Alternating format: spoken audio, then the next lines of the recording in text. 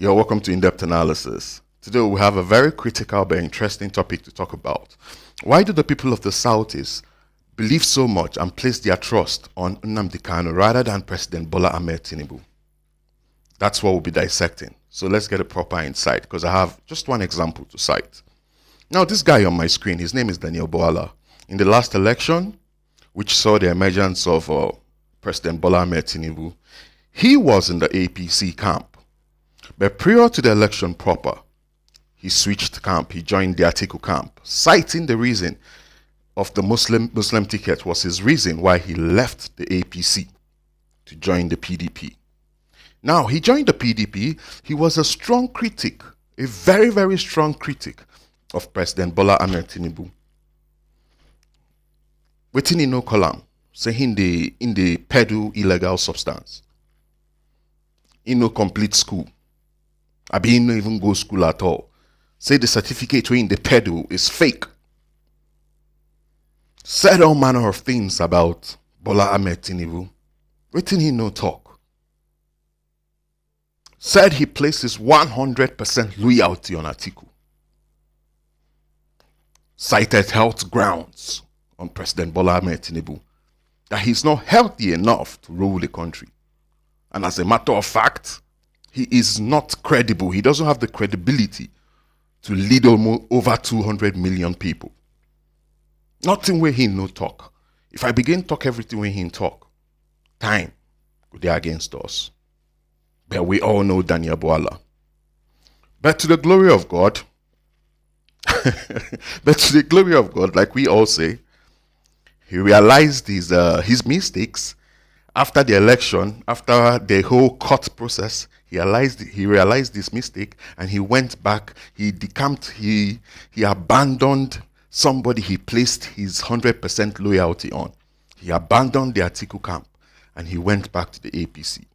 Luckily for him, he was accepted, given a presidential welcome. As a matter of fact, you can see the picture on my screen. He was even given a presidential handshake. We all remember the story of the prodigal son in the Bible. He was given a presidential handshake, welcome very, very well. At the end of the day, just yesterday, he was compensated with the post of special advisor on media to the president. This is a post very, so much equivalent to that of a minister. That was what he was compensated with. Wow. Congratulations to you, Daniel Bala. Now, to the case proper. The next person on my screen happens to be Joe Igbokwe. He used to be the former spokesman of the APC in Lagos. This guy, before the emergence of the likes of Rochas Okorocha, Andy Oba, Ngige, all APC heavyweights in the Southeast, this used to be one name that rings a bell. When you talk about APC, you talk about Joe Igbokwe. You talk about APC, you talk about Joe Igbokwe. As a matter of fact, because of his love and support, undying, unwavering support for Bola Ahmed Tinubu, he lost his house in the village. It was burnt down. According to him, he has a very huge library inside his house in the village, and everything got down.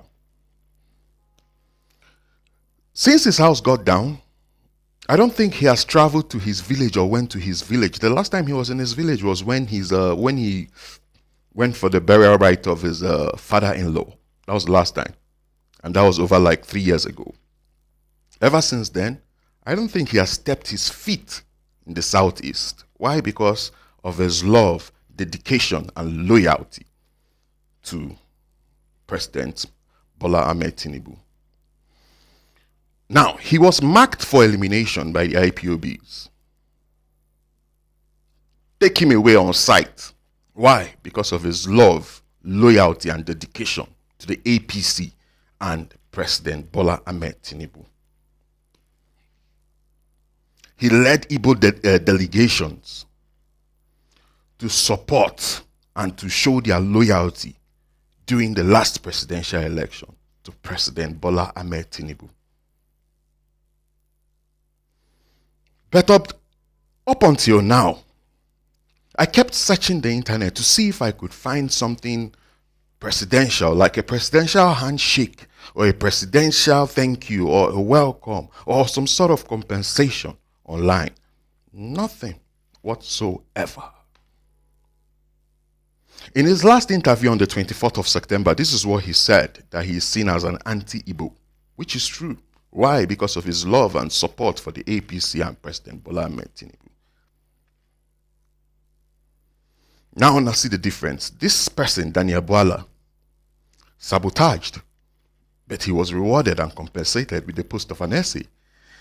This man here has been loyal, very, very loyal, from day one to this present time. Still preaching Tinubu, still preaching the APC.